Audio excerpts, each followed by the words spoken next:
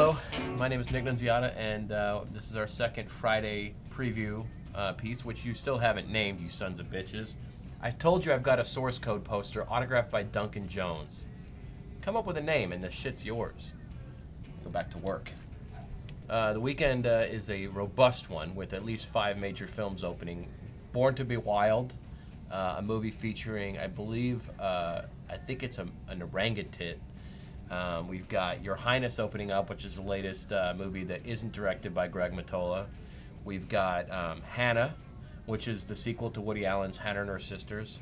We've got The Amazing Arthur coming out. And in limited release, we have Kill the Irishman, which is just pretty much a good policy to have all the time. So it's a congested weekend, and we also have Hop, which is returning. We have Source Code coming back. And we have, I think Limitless is still in theaters. You may have heard of that. But it's congested. And luckily, we've seen most of those movies, so we can prepare you in a way that only we can. And by preparing you, I would say don't go to the movie theater. Download them illegally. All right. Well, we both saw Hannah. I saw Hannah last night. You saw it earlier in the week. Doesn't change the quality of the film when you see it, though. No, not at all. But I enjoyed it. I think you did too. I loved it. It's my favorite movie of the year so far, which isn't saying a lot, but yeah. It's very good. Almost great. I think it's almost great. There really feels like there's only about 40 minutes of legitimate plot and story, but it's stretched out as this kind of long form music video, but it's in a really good way. It's so stylistic and the performances are strong. Yeah.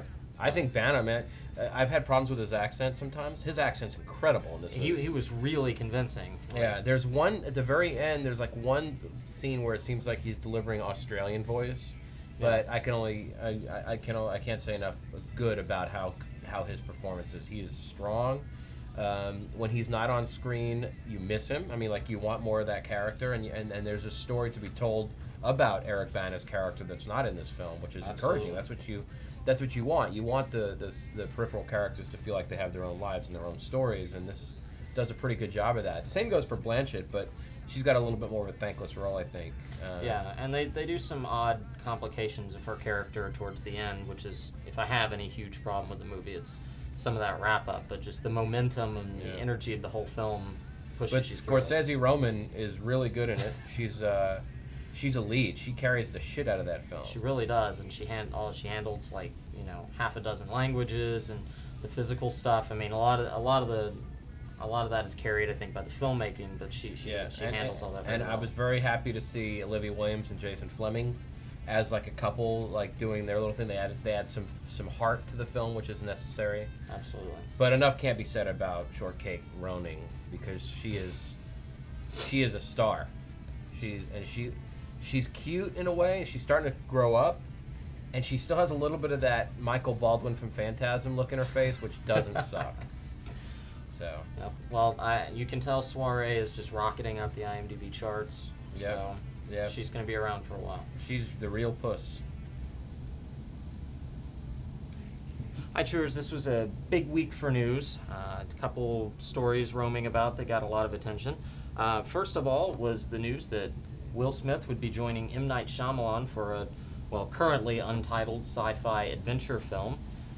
Don't know what form that's going to take, and I think most people are a little skeptical about its prospects, considering M. Night Shyamalan has proven himself across 3 movies now to be completely and utterly insane and disconnected from any sort of reality and pretty much worthless.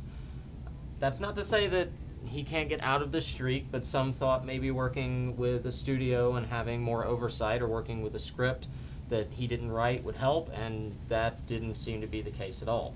That said, there was a good bit of blowback in the comments from people that seemed that the hate was excessive.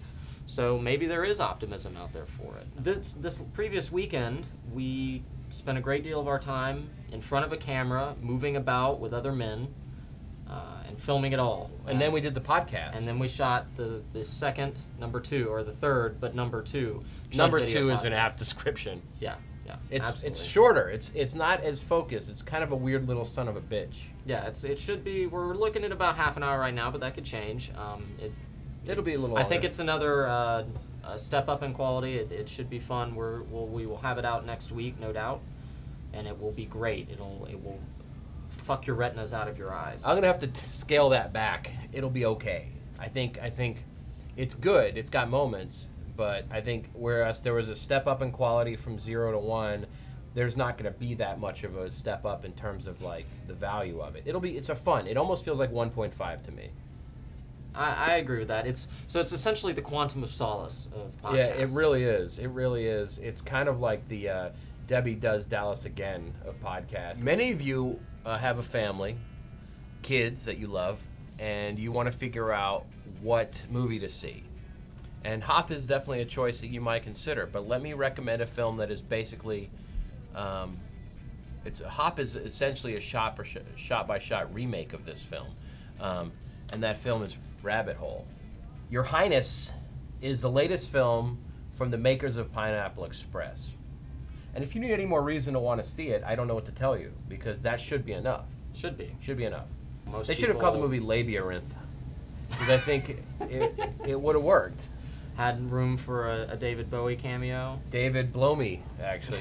But no, I think yes. I mean, it's definitely a throwback of a movie. It doesn't really have a home. I don't think it succeeds necessarily on any level, like in a way to justify dying to go see it. But it's fun. It's a nice hodgepodge, and I think, if I was like 15, this movie would just fucking own me. Absolutely. The humor is not particularly dense. Like, you go long stretches where the plot has to be handled, and there's not as much humor packed in. But frankly, the thing that made me laugh the most consistently was, what did I do?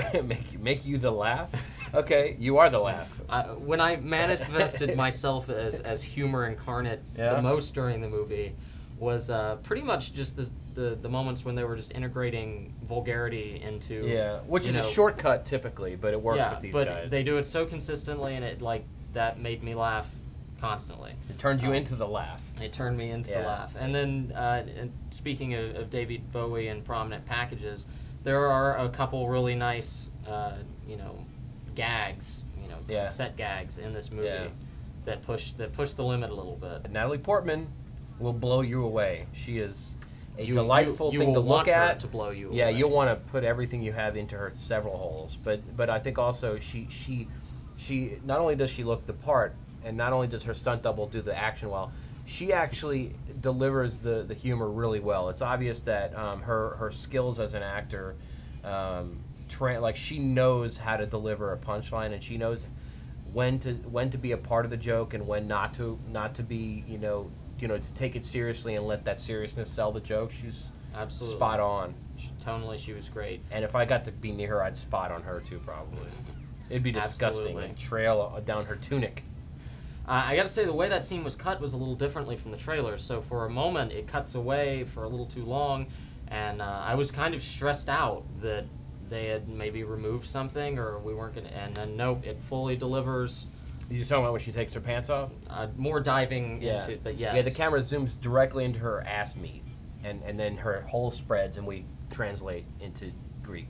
And that's how the closing credits, the motion graphic closing credits are really trendy these days. They're actually words flying through her colon. Yeah, is how it ends. And it's very effective, and it's a nice callback to her work in Beautiful Girls. In some really, really positive news, Attack the Block, which was an absolutely amazing hit from South by Southwest, from Joe Cornish and executive producer Edgar Wright, was happy to pick up distribution in the United States from Screen Gems. There's no word on exactly what kind of distribution it's getting, how many theaters, how wide, and there's no mention to that kind of tricky subtitle issue that was plaguing the film a few weeks back, where some folks suggested that only with subtitles does the film have any chance of being successful in the U.S. That's due to the extremely thick South London accents of the main characters. But despite that, I really have to call bullshit on the whole issue, because the accents are not so thick that after a few minutes you're not completely rolling with them. And the characters and the acting are so emotive that I don't think any person would have any problem following this film. The momentum of it is just too strong. And the idea that you're going to add, constant subtitles at the bottom is ridiculous. It's too kinetic of a film for that to really work. when it's not entirely necessary. So hopefully that won't be an issue, but I can't imagine they would have gone with a deal that didn't protect the film as best possible.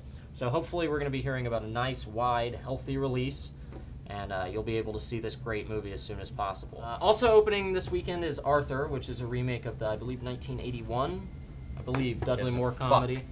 It stars Russell Brand. It's quite clearly a vehicle for him. It also has Helen Mirren, Luis Guzman, a bunch of notable folks, Greta Gerwig, Jennifer Garner.